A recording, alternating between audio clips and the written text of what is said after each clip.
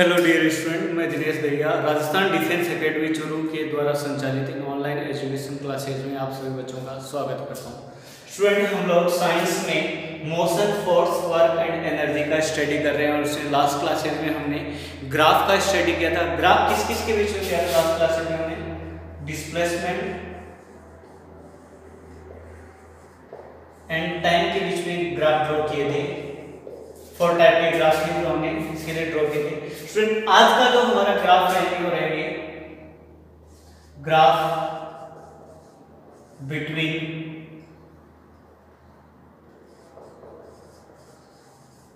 Velocity and time. आज का जो हमारा टॉपिक रहेगा वो रहेगा graph between velocity and time के बीच में ग्राफ रहेगा। देखिए, वेलोसिटी में कैसे वेरिएशन आता है, कैसा वेलोसिटी होता है, उसके अकॉर्डिंग हम टाइम के लिए ग्राफ ड्रॉ करेंगे। तो फर्स्ट कंडीशन में स्टूडेंट क्या आएगा? When object is moving with uniform velocity.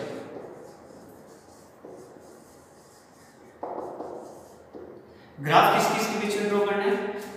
Velocity and time. Condition क्या दे रखी है कि यूनिफॉर्म वेलोसिटी रहेगा। यूनिफॉर्म वेलोसिटी मतलब स्टूडेंट ऐसा वेलोसिटी जो टाइम के अकॉर्डिंग चेंज नहीं होता हो, मतलब उसका वेलोसिटी एक बार जिस ऑब्जेक्ट ने जिस वेलोसिटी से और मोशन स्टार्ट किया वही वेलोसिटी हमेशा क्या रहे? इक्वल रहे। If velocity is equal and at each time then it is called uniform velocity. और उसके लिए स्टूडेंट ग्राफ कैसा आएगा? तो ये आपका कोऑर्डिनेट ज्योमेट्री हमने ड्रॉ करी है। ये X axis, Y axis, where both axis intersect, that is called origin point. Origin point होता है इस पे हमने ले लिया टाइम एक्स एक्सिस पे, टाइम किस में ले लिया? सेकंड में। इधर ले लिया हमने वेलोसिटी। वेलोसिटी का यूनिट होता है स्टूडेंट मीटर पर सेकंड। और वेलोसिटी यूनिफॉर्म है, मतलब यूनिफॉर्म वेलोसिटी जो टाइम के अकॉर्डिंग वेलोसिटी चेंज नहीं होगा तो ग्राफ ऐसा आएगा। ये जो एक्स एक्सिस के पैरेलल लाइन जो आ रही है सॉरी, उससे क्या पता चल रहा है कि वेलोसिटी इनिशियल पे जितना वेलोसिटी था उतना ही इस टाइम पे वेलोसिटी है, उतना ही इस टाइम पे वेलोसिटी है। मतलब ये क्या रहेगा? यूनिफॉर्म वेलोसिटी का ग्राफ रहेगा। और इसमें एक्सेलरेशन वो क्या रहेगा? एक्सेलरेशन 0 रहेगा। इस कंडीशन में आपका एक्सेलरेशन क्या रहेगा स्टूडेंट? 0 रहेगा, क्योंकि वेलोसिटी में चेंज नहीं होता है। जबकि आपका एक्सेलरेशन का डेफिनेशन क्या होता है? Change in velocity upon change in time. यहाँ पे चेंज इन वेलोसिटी 0 है तो एक्सेलरेशन कितना हो जाएगा? 0 हो जाएगा। Second condition, when object is moving with uniform acceleration। अब क्या दे दिया स्टूडेंट? अब यूनिफॉर्म एक्सेलरेशन दे दिया। वेलोसिटी यूनिफॉर्म नहीं है, वेलोसिटी है वो आपका क्या हो रहा है? चेंज हो रहा है, पर एक्सेलरेशन यूनिफॉर्म आ जाएगा। मतलब ऐसा एक्सेलरेशन जो कांस्टेंट रहे टाइम के अकॉर्डिंग। ये X axis, Y axis, origin point है। और इस पे हमने ले लिया क्या? टाइम सेकेंड में, और इस पे ले लिया हमने वेलोसिटी। देखिए, ग्राफ वेलोसिटी और टाइम के पीछे है, पर कंडीशन अलग अलग है। फर्स्ट में वेलोसिटी यूनिफॉर्म है, सेकेंड में यूनिफॉर्म एक्सेलरेशन है। वेलोसिटी का यूनिट क्या रहेगा? मीटर पर सेकेंड। जब यूनिफॉर्म एक्सेलरेशन है तब वेलोसिटी क्या हो रहा है? इंक्रीज हो रहा है। इंक्रीज हो रहा है तो ये वाला ग्राफ आएगा। इसमें आपका ग्राफ है वो इंक्रीज हो रहा है इस प्रकार से, जबकि इसमें क्या था? कांस्टेंट था। ये ग्राफ है, उसमें स्लोप किसके इक्वल आ जाएगा? स्लोप आ जाएगा आपके एक्सेलरेशन के इक्वल। स्लोप क्या होता है? ये वाला एंगल थीटा होता है। तो कितने स्लोप है? ऐसे इंक्लाइंड है, ऐसे है, ऐसे है, मतलब कम है, ज्यादा है, इस प्रकार से। तो ये जो स्लोप होता है, अगर ग्राफ मान लो ऐसे ड्रॉ करते हैं तो इसमें स्लोप कम है, देखो इसमें स्लोप ज्यादा है, तो ये क्या शो करेगा? आपका एक्सेलरेशन को शो करेगा, कौन? स्लोप शो करेगा। तो आप स्टूडेंट इनको नोट कर सकते हो। ये थे आपके ग्राफ किसके बीच में? वेलोसिटी एंड टाइम के बीच में। आपको इतने ही 2 ग्राफ स्टडी करने हैं इसमें।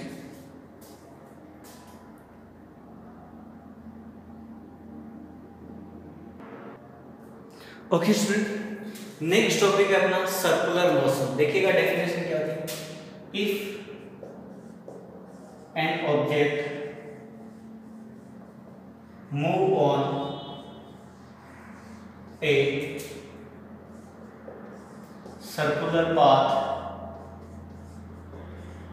then its motion is called circular motion। देखिए स्टूडेंट, कोई ऑब्जेक्ट अगर सर्कुलर पाथ पे, देखा होगा आपने सर्कल बने हुए होते हैं हर चौराहे पे, तो वैसे अगर पाथ पे अगर ऑब्जेक्ट मूव करता है तो उसको कैसा मोशन कहा जाएगा? Circular motion. देखिएगा सर्कुलर मोशन में ये कोई सर्कल हो गया, तो ये जो इसका लेंथ, देखिए इसी के अकॉर्डिंग ये ट्रेवल करेगा, इस लेंथ के अकॉर्डिंग ऑब्जेक्ट। तो ये जो लेंथ होती है वो क्या कहलाती है? सर्कमफेरेंस। सर्कमफेरेंस, इसको टोटल लेंथ बोल दिया गया है। ट्रेवल का जो लेंथ रहेगा वो रहेगा, दिस इज कॉल्ड सेंटर, वो से रिप्रेजेंट कर दिया गया है सेंटर। ऐसे पाथ पे अगर ऑब्जेक्ट मूव करता है तो वो क्या कहलाता है स्टूडेंट्स? का सर्कमफेरेंस कहलाता है। सॉरी, उसका कौन सा मोशन कहलाता है? सर्कुलर मोशन कहलाता है स्टूडेंट। अब स्टूडेंट इसमें जो आपका डिस्टेंस मेजर होगा, जैसे यहाँ इनिशियल पॉइंट यहाँ था और इनिशियल बाद में यहाँ पे था, दोनों पॉइंट को अगर हम मिलाएं तो ये क्या है? रेडियस होगी, और रेडियस क्या करेगी? एक एंगल क्रिएट करेगी, और उस एंगल को क्या कहा जाएगा? Angular displacement. Angular displacement.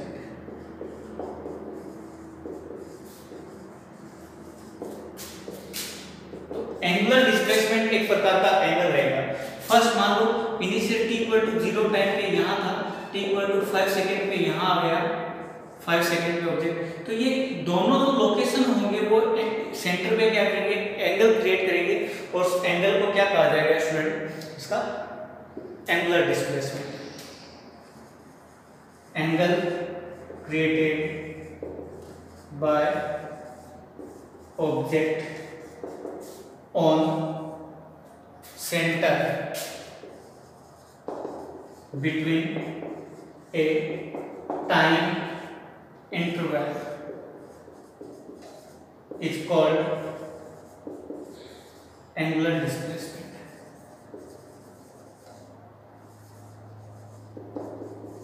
angular displacement, जो एंगल क्रिएट किया जाएगा उस एंगल को ही क्या कहा जाएगा? एंगुलर डिस्प्लेसमेंट कहा जाएगा। It is denoted by theta. इसे किससे डिनोट किया जाएगा? थीटा से। एक एंगल क्रिएट होगा तो डिफरेंट लोकेशन, मान लो यहाँ पे था, कुछ टाइम बाद में यहाँ पहुंचे तो ये वाला एंगल हो गया, एक एंगल क्रिएट होगा। इसका ऐसा यूनिट इज रेडियन, या तो इसका यूनिट क्या होता है? रेडियन और डिग्री। रेडियन होता है या डिग्री होता है। तो यहाँ पे अपने थीटा का फॉर्मूला क्या आएगा? थीटा इक्वल टू, देखो थीटा ये जो आपका लेंथ है, ठीक है, लेंथ एल से शो कर दिया, तो इसे बोलेंगे लेंथ ऑफ आर्क। ये जो डिस्टेंस है ये आर्क है, इस आर्क का क्या? Length upon radius. Theta equal to क्या आ जाएगा? लेंथ को एल से शो कर दिया और ये आर्क हो गया, रेडियस हो गया, तो ये थीटा का क्या आ जाएगा? फॉर्मूला, जिसे क्या कहा जाएगा? आपका एंगुलर डिस्प्लेसमेंट कहा जाएगा। अब मान लो ऑब्जेक्ट यहाँ से लेकर यहाँ तक पूरा घूम जाए, तब वो कितना रेडियन एंगल क्रिएट करेगा? कितना एंगल रेडियन क्रिएट करेगा या रेडियन में क्रिएट करेगा? तो वो देखेंगे। For complete cycle, complete cycle के लिए क्या होगा? एल इक्वल टू इसकी किसके हो जाएगा? सर्कमफेरेंस के इक्वल हो जाएगा, और सर्कमफेरेंस कितना होता है स्टूडेंट? 2 pi R. तो एल इक्वल टू कितना आ जाएगा? 2 पाई आर आ जाएगा। तो यहाँ पे हम वैल्यू पुट करेंगे तो थीटा कितना आ जाएगा? थीटा इक्वल टू आ जाएगा एल की जगह 2 pi R upon R, R से R cancel, theta equal to कितना है 2 पाई रेडियन। इतना एंगल क्रिएट करेगा कंप्लीट साइकिल। अगर ऑब्जेक्ट पूरे साइकिल पे घूम जाता है तो कितना एंगल क्रिएट करेगा 2 पाई का। और आपको पता है पूरा जो सर्किल कितना एंगल क्रिएट करता है 360 डिग्री। तो डिग्री में आएगा 360 इक्वल टू क्या रहेगा 2 पाई। तो ये भी आपको याद रखना है। Theta equal to complete cycle के लिए 2 पाई रेडियन क्रिएट करेगा। 2 पाई इक्वल टू कितना होता है 360 डिग्री होता है। 360 degree equal to 2 pi radian. Radian लगाना जरूरी है। तो यहाँ से 1 रेडियन का वैल्यू निकालो। 1 रेडियन कितना आएगा वो आएगा 360 अपॉन 2 पाई। और इसे आप सॉल्व करोगे तो आएगा 57.16 डिग्री। इतने एंगल क्रिएट होगा। 1 रेडियन में इतना वैल्यू होता है। तो ये स्टूडेंट हमने देखा सर्कुलर मोशन। और सर्कुलर मोशन में क्या देख लिया हमने एंगुलर डिस्प्लेसमेंट। ये एंगुलर डिस्प्लेसमेंट का फॉर्मूला होता है थीटा इक्वल टू L/R। और थीटा इक्वल टू होता है कंप्लीट साइकिल के लिए 2 पाई R upon R for complete cycle. और थीटा इक्वल टू है 2 पाई रेडियन। नोट कर सकते हो उसको।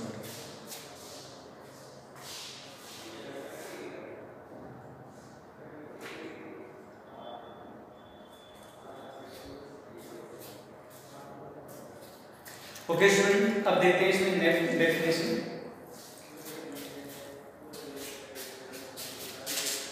इसको क्लियर कर देता हूँ।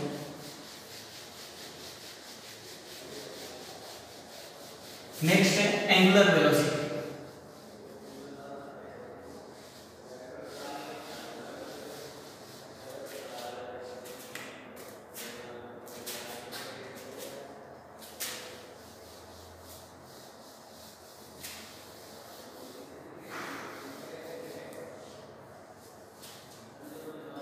नेक्स्ट डेफिनेशन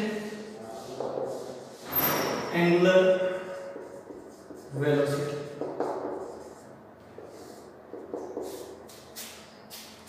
देखिए एंगुलर डिस्प्लेसमेंट के बाद एंगुलर, ये सब सर्किल में एंगुलर चलेगा। जबकि लीनियर लाइन में क्या चलेगा नॉर्मल डिस्प्लेसमेंट, फिर वेलोसिटी, फिर एक्सेलरेशन। तो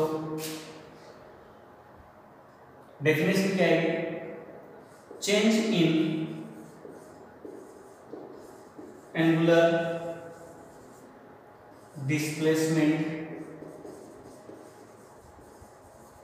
with time is called angular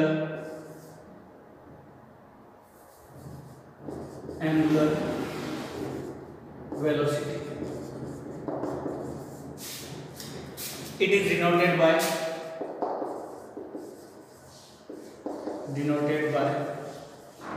omega. W जैसा शेप होता है ओमेगा, इसे ओमेगा बोलेंगे, W नहीं बोलेंगे। तो change in angular displacement with time is called angular velocity. तो ओमेगा क्या जाएगा आपका, देखिए डिस्प्लेसमेंट एंगुलर डिस्प्लेसमेंट को थीटा से अपॉन टाइम चेंज है, तो चेंज के लिए डेल्टा काम में लिया जाता है। तो ये आपका इसका क्या हो गया फॉर्मूला है omega equal to delta theta upon delta T. और इसका यूनिट होता है रेडियन पर सेकेंड। यूनिट क्या रहेगा रेडियन पर सेकेंड आ जाएगा। कॉमन सी डेफिनेशन नोट कर सकते हो। अब देखेंगे इसमें एंगुलर एक्सेलरेशन। इसका भी कॉमन सा डेफिनेशन है इसी से। एंड चेंज एंगुलर या डिस्प्लेसमेंट की जगह क्या हो जाएगा velocity. Change in angular velocity with time is called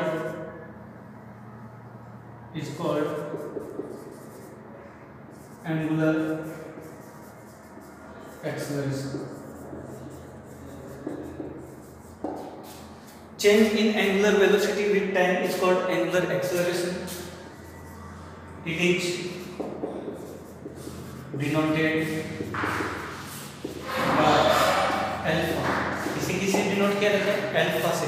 तो अल्फा का वैल्यू क्या रहेगा अल्फा इक्वल टू होगा ओमेगा अपॉन टी। और चेंज इन है तो चेंज के लिए डेल्टा काम में ले लिया जाता है।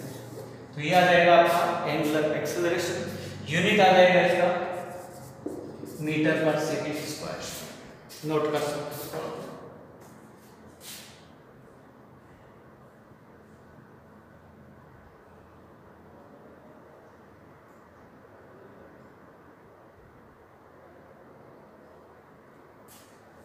ओके स्टूडेंट, अब देखते हैं नेक्स्ट टॉपिक। नेक्स्ट कुछ डेफिनेशन चल रहे हैं इसे बोलो।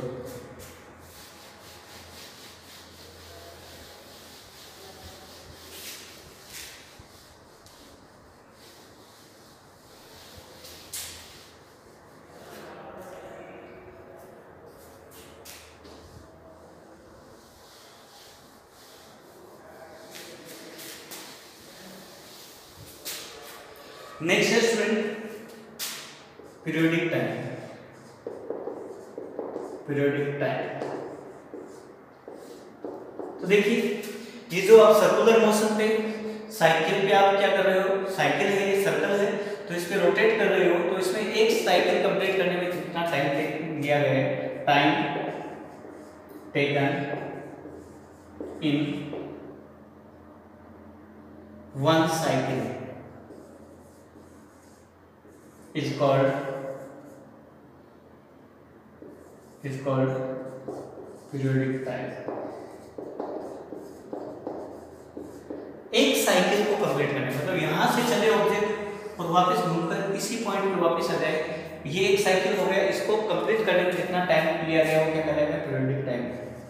It is denoted by capital T. किसे डिनोट किया गया? कैपिटल टी से।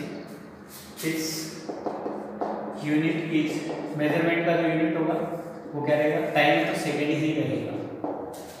तो ये था आपका पीरियोडिक टाइम। अब नेक्स्ट डेफिनेशन देखेंगे frequency.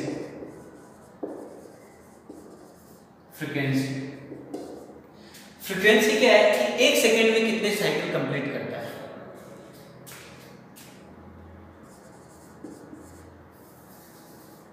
Number of cycles completed in 1 second, in 1 second is called frequency। It is denoted by capital N। Capital N से डिनोट किया जाएगा एक सेकंड में जितने साइकिल कंप्लीट हो गए, जितनी बार घूम जाए एक सेकंड में, एक बोलते ही जितनी बार घूम जाए वो क्या कहलाएगा? उसकी फ्रीक्वेंसी कहलाएगी। और फ्रीक्वेंसी है वो पीरियोडिक टाइम के कैसे रिलेटेड होती है? फ्रीक्वेंसी होती है वो n इक्वल होती है 1/t।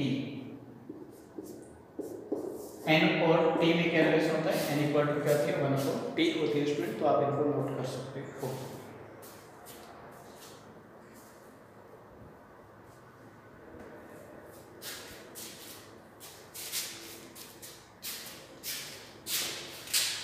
हम स्टडी कर रहे हैं सर्कुलर मोशन और उसमें कुछ इंपॉर्टेंट डेफिनेशन हम लोगों ने देख ली हैं।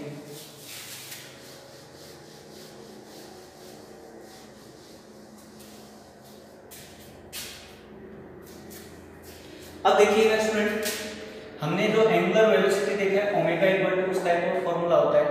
ओमेगा इक्वल टू होता है delta theta upon delta T, ये होता है फॉर्मूला ओमेगा का। अब देखिए एक कंप्लीट साइकिल के लिए डेल्टा थीटा कितना है? वो है 2 पाई। कंप्लीट साइकिल यहां से यहां तक चले, कंप्लीट साइकिल में कितना एंगल क्रिएट होगा? 2 पाई का। और टाइम कितना हो जाएगा? Delta T equal to periodic time T. तो यहां से एंगुलर वेलोसिटी का फॉर्मूला क्या रहेगा? Omega equal to delta theta की जगह रहेगा 2 पाई अपॉन टी, या फिर 2 पाई 1 अपॉन टी की जगह क्या रहेगा? n। तो ये किसके फॉर्मूले हो गए स्टूडेंट? एंगुलर वेलोसिटी के फॉर्मूले हो गए। और एक और फॉर्मूला होता है relation between angular velocity and linear velocity. देखिए लीनियर वेलोसिटी होता है v हमने देखा था डिस्प्लेसमेंट अपॉन टाइम पिछली क्लास में, और एंगुलर वेलोसिटी थे ओमेगा, और ये मान लो इसकी रेडियस है r, तो v इक्वल हो जाएगा omega into r। v equal to क्या हो जाएगा ओमेगा इंटू r हो जाएगा। ये भी आप नोट कर लीजिएगा, काम के पॉइंट है आपके इंपॉर्टेंट डेफिनेशन। अब इसमें देखेंगे हम लास्ट रिलेशन देखेंगे एंगुलर एक्सेलरेशन और लीनियर एक्सेलरेशन के बीच। जैसे ये रिलेशन लिखा है वैसे ही बोलेंगे।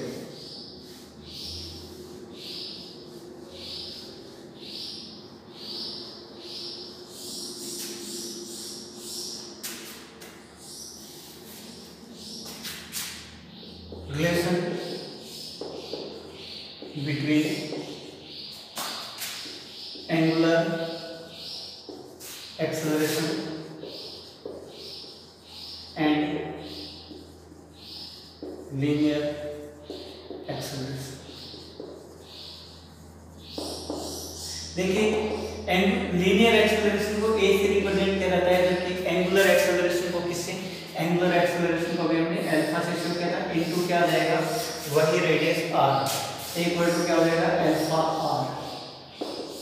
देखिएगा स्टूडेंट, अब अल्फा का वैल्यू क्या होता है, अल्फा का वैल्यू हम यहां से पुट करेंगे। तो स्टूडेंट a इक्वल टू क्या हो जाएगा अल्फा r हो जाएगा। आपको इतना ही याद रखना है, इसके आगे आपको याद नहीं रखना है। तो स्टूडेंट आज के लिए हमने देखा था motion, force, work and energy के अंदर सर्कुलर मोशन में हम लोगों ने क्या देखा, एंगुलर डिस्प्लेसमेंट देख लिया, एंगुलर वेलोसिटी देख लिया, एंड क्या देखा हमने एंगुलर एक्सेलरेशन देखा, और उनके कुछ रिलेशन देखे। मिलते हैं स्टूडेंट नेक्स्ट क्लास में। Till that have a nice day, thank you.